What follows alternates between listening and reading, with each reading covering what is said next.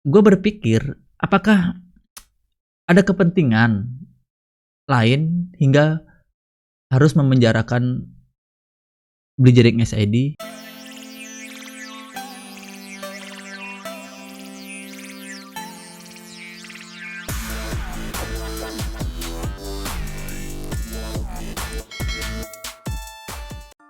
Hey yo, what's up everybody? Welcome back to my YouTube channel. Balik lagi sama gua, Nain Arya. Apa kabar buat kalian semua?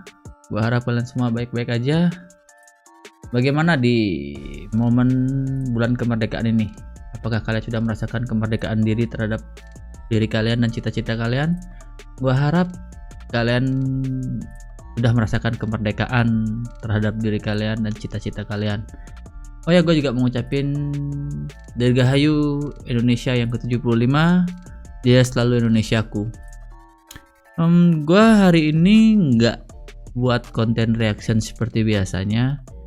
Gue di sini mau ngungkapin opini atau pandangan gue terhadap salah satu kasus yang menimpa salah satu personil band lokal Bali yang baru saja berulang tahun yang ke-25 tahun baru-baru ini.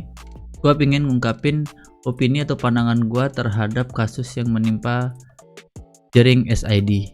Awalnya sih gue lihat berita, baca berita, akhirnya gue tergerak untuk buat video ini karena salah satu hal gitu. Salah satu hal itu yang membuat gue tergerak itu adalah pasal yang menjerat Blitzering SID ini atau Blitzering SID ini gitu. Tapi sebelum gua mulai ke pembahasan opini gua mengingetin teman-teman jangan lupa untuk subscribe channel ini dan jangan lupa juga nyalain tombol loncengnya biar gua lebih semangat lagi buat konten untuk menghibur kalian semua. Dan jangan lupa juga follow Instagram gua di @naren_area. Oke, terima kasih buat kalian yang udah subscribe channel ini, dan yang belum subscribe gua harap nanti kedepannya kalian bisa subscribe channel ini. Oke, kita langsung aja ke pembahasan kita yang pertama. Tapi sebelum masuk ke pembahasan, gua mau ngucapin selamat ulang tahun buat SID yang ke-25 tahun. Kompak selalu buat SID, sukses selalu buat SID, dan jaya selalu buat SID. Oke, di sini gua mau bahas tentang kasus yang menjerat Blitzering karena kritik dan protes yang dilakukan Blitzering terhadap IDI, Ikatan Dokter Indonesia. Nah, di sini gue mau bahas kasus hukumnya dulu ya, kasus hukum yang menjerat Blitzering SID. Nah, di sini Blitzering itu terjerat kasus hukum karena kritik dan protes beliau terhadap IDI, Ikatan Dokter Indonesia gitu. Nah, gue mau garis bawahin dulu ya, kalau menurut gue kritik dan protes itu beda. Nah, makanya gue di sini bilang kritik dan protes, bukan kritik atau protes begitu. Karena menurut pandangan gue kritik dan protes itu beda, men. Di sini kritik kalau menurut opini gue atau pandangan gue adalah suatu proses analisis atau evaluasi dengan tujuan untuk meningkatkan pemahaman, memperluas apresiasi, dan untuk memperbaiki suatu tujuan. Begitu kalau menurut gue kritik itu. Nah, sedangkan protes itu adalah pernyataan tidak menyetujui, menentang, atau menyangkal sesuatu begitu. Jadi perbedaannya, kalau protes itu udah benar-benar tidak menyetujui, sedangkan kritik itu masih ada proses analisis gitu untuk memperbaiki sesuatu. Nah, Blitzering SID ini melakukan kritik dan protes itu sebenarnya udah ada dasarnya gitu kan. Nah, ini gue sih ngambil dari statement pengacara dari Blitzering SID, Bligendo. Nah, di situ bahwa Bligendo mengatakan bahwa sebenarnya Blitzering SID ini melakukan kritik dan protes itu ada dasarnya, didasarkan oleh Persatuan Rumah Sakit Indonesia, yang dimana Persatuan Rumah Sakit Indonesia ini melakukan statement pada tanggal 14 April 2020 bahwa tidak setuju bahwa rapid test itu sebagai syarat untuk layanan kesehatan gitu. Itulah dasar dari Blitzering ini melakukan kritik dan protes itu gitu. Nah, bahwasanya Blitzering SID ini sebenarnya tidak menolak adanya rapid test begitu. Yang ditolak oleh Blitzering SID ini adalah saat dimana rapid test itu dijadikan sebagai syarat administrasi kesehatan. Itu yang ditolak, itu yang diprotes oleh Blitzering. ya kan? Sama sih kalau menurut pandangan gue juga, mungkin kenapa Bridgering itu menolak, karena kalau udah rapid test ini dijadikan syarat administrasi, pasti ujung-ujungnya bakal jadi bisnis, begitu men. Nah, sedangkan yang dikritik oleh Bridgering ini adalah sistem dari rapid test ini gitu. Seperti gue bilang sebelumnya, jadi Bridgering itu tidak menolak adanya rapid test begitu. Dia cuma mengkritik bahwa ada sistem untuk rapid test ini yang harus masih diperbaiki lagi begitu. Sedangkan yang dia protes, yang dia tolak adalah rapid test sebagai syarat administrasi kesehatan begitu. Jadi di sini udah jelas ya perbedaan antara kritik dan protes yang dilakukan oleh Bridgering gitu. Jadi buat teman-teman mudah-mudahan lebih paham lagi gitu. Sebenarnya sih gue juga nggak ada maksud menggurui atau bagaimana, cuma ini menurut pandangan gue, opini gue sih gitu. Jadi mudah-mudahan kita sama-sama teredukasi gitu kan, mudah-mudahan teredukasi dengan video yang gue buat ini, mudah-mudahan begitu. Nah, sekarang kita mulai ke pembahasan yang gue mau bahas sebenarnya begitu kan. Jadi yang gue mau bahas itu adalah pasal yang menjerat Bridgering SID ini gitu. Di sini yang gue lihat, yang gue dengar, Bridgering SID itu terjerat 2 pasal dari kritik dan protes yang dia lakukan ini. Jadi pihak ID ini menuntut atau melaporkan Bridgering dengan 2 pasal gitu. Di pasal yang pertama itu kalau nggak salah pasal 27 ayat 3 Undang-Undang ITE dan pasal 28 ayat 2 Undang-Undang ITE. Oke, sebelumnya gue mau jelasin dulu ya. Gue mau jelasin isi dari pasal 27 ayat 3 dan pasal 28 ayat 2 Undang-Undang ITE. Nah, gue baca nih biar nggak salah, jadi biar pemahamannya nyampe, jadi biar pemahamannya jelas. Gue baca ya, karena gue juga nggak hafal pasal gitu. Gue juga bukan orang hukum gitu kan. Nah, jadi di sini pasal 27 ayat 3 Undang-Undang ITE itu isinya melarang setiap orang dengan sengaja dan tanpa hak mendistribusikan dan atau mentransmisikan dan atau membuat dapat diaksesnya informasi elektronik dan atau dokumen elektronik yang memiliki muatan penghinaan dan atau pencemaran nama baik. Nah, jadi jelas di sini ya, pasal 27 ayat 3 Undang-Undang ITE itu pencemaran nama baik begitu. Sedangkan isi dari pasal 28 ayat 2 Undang-Undang ITE adalah setiap orang dengan sengaja dan tanpa hak menyebarkan informasi yang ditujukan untuk menimbulkan rasa kebencian atau permusuhan individu dan atau kelompok masyarakat tertentu berdasarkan atas suku, agama, ras, dan antar golongan dalam kurung SARA begitu.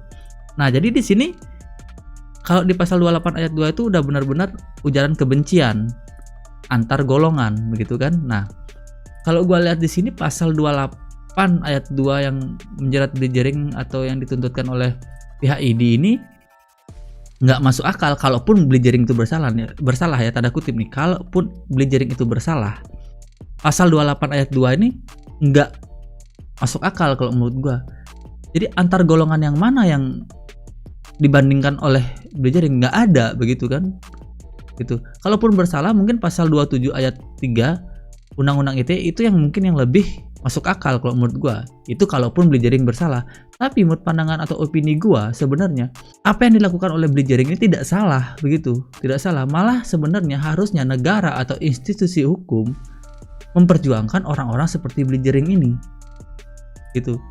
Karena belum tentu rakyat kecil itu didengarkan suaranya, kritiknya, protesnya belum tentu didengarkan. Sedangkan orang-orang seperti Bridgering ini ada yang seorang influencer yang memiliki banyak follower, begitu, yang memiliki banyak pengikut, yang lebih gampang didengar suaranya, kritiknya. Nah, sedangkan negara harusnya memperjuangkan orang-orang seperti ini. Karena apa? Orang-orang seperti inilah yang bisa meningkatkan kinerja dari negara atau pemerintah atau institusi-institusi negara lainnya begitu. Karena kita masyarakat awam itu juga belum tahu bagaimana kinerja dari semua institusi pemerintah, negara dan lain-lain, kita belum tahu gitu loh. Tapi orang-orang yang seperti ini yang lebih mengerti harusnya lebih didengarkan suaranya, bukan dilaporkan begitu loh kalau menurut gua. Nah, jadi kalau pandangan gua sih sebenarnya Bridgering nggak bersalah begitu. Jadi harusnya Bridgering itu diperjuangkan oleh negara ini gitu, oleh institusi hukum ini harus diperjuangkan, bukan malah dijebloskan ke bui gitu loh.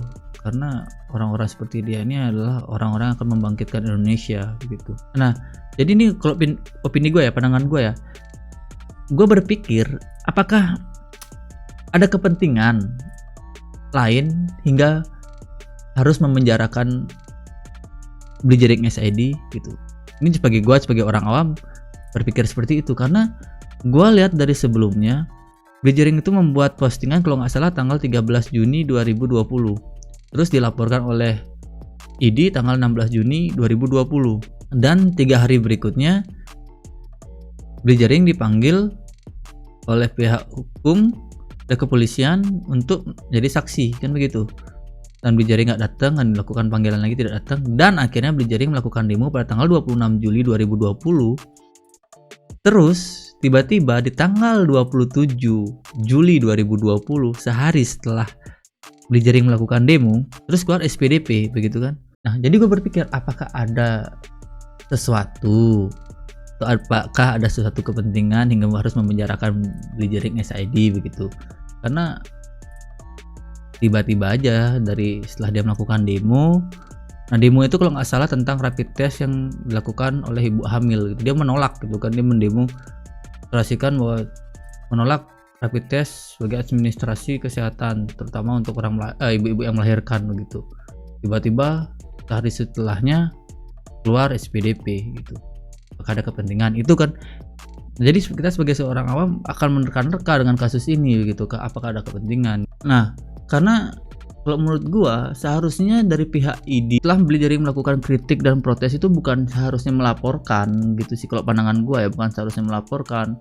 Malah seharusnya pihak ID itu mengeluarkan jubirnya dan menjelaskan kepada masyarakat Indonesia apa tujuan rapid test yang dilakukan oleh dokter-dokter atau oleh yang lainnya begitu kan. Apa tujuannya semua, karena kita sebagai masyarakat awam ini juga belum tahu begitu kenapa sampai harus begini rapid test itu gitu kan. Harus diedukasi untuk masyarakat ini, bukannya malah melaporkan kritik dan protes dari Blitzering ini gitu. Harusnya ID ini malah mengedukasi begitu. Mungkin kalau pihak ID ini melaporkan Blitzering sebagai efek jerah, itu menurut gua nggak masuk akal juga, karena di negara demokrasi kita ini nggak boleh dong mengorbankan salah satu warganya untuk sebagai contoh efek jerah tuh nggak boleh gitu. Karena di negara demokrasi seperti kita ini, freedom of speech itu atau kebebasan berpendapat itu harus dilindungi begitu. Karena kita negara demokrasi. Meskipun kadang-kadang susah menjalankan demokrasinya, karena demokrasi Indonesia ini masih belum sejajar dengan undang-undang ITE begitu. Karena kalau menurut gua sih undang-undang ITE ini pasalnya pasal karet banget gitu kan. Karena dengan undang-undang ITE ini orang-orang atau siapapun dengan gampang banget untuk membungkam kritik dan protes dari setiap warga negara. Oke, jadi kesimpulan dari opini atau pandangan gua, seharusnya kita di negara demokrasi ini harus saling menghormati perbedaan pendapat, karena perbedaan pendapat itu bukan artinya permusuhan begitu. Jadi di negara demokrasi kita ini harus dilindungilah freedom of speech atau perbedaan pendapat itu. Dan kesimpulan terakhir dari gua juga bahwa seharusnya negara kita ini melindungi orang-orang seperti Blitzering begitu. Karena orang-orang seperti Blitzering ini yang seorang influencer yang memiliki banyak follower dan berani mengkritik kinerja dari salah satu institusi negara atau pemerintahan atau negara kita, itu adalah orang-orang yang bisa mengedukasi masyarakat kecil dan bisa menjadi perwakilan dari suara rakyat kecil untuk menyuarakan tentang kritik terhadap negara kita, untuk negara kita lebih maju lagi gitu. Oke, sekian dari gua. Thanks buat kalian yang udah nonton video ini. Mudah-mudahan gua harap tidak ada yang tersinggung dengan video gua ini, karena gua cuma menyampaikan opini atau pandangan gua. Gua mohon maaf juga kalau ada yang tersinggung, gua mohon maaf banget. Dan gua juga mau ngucapin sekali lagi Dirgahayu Indonesia yang ke-75. Selamat ulang tahun SID yang ke-25. Jaya selalu buat Indonesia dan SID dan seluruh rakyat Indonesia. See you on the next video. Enjoy your life.